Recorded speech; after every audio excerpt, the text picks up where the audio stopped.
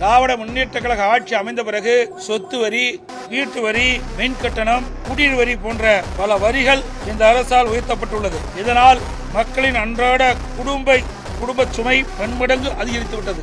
எனவே மக்களின் சுமையை குறைக்கும் வகையில் அனைத்து இந்திய அண்ணா திராவிட முன்னேற்ற கழக ஆட்சி அமைந்தவுடன் ஒவ்வொரு குடும்பத்திற்கும் கருணை தொகையாக 10,000 ரூபாய் வழங்கப்படும்.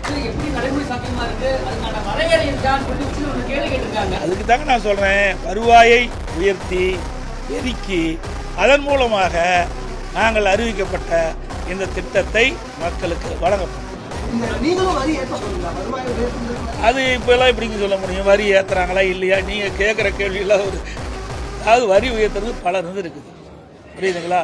இன்றைக்கு வரி உயர்த்துவதற்கு பல்வேறு வழிகளில் நிதியில் இருக்குது. அந்த நம்முடைய நிதி துறையைச் சேர்ந்தவர்கள் நிபுணர்கள் மூலமாக எந்தெந்த வகையில் வரி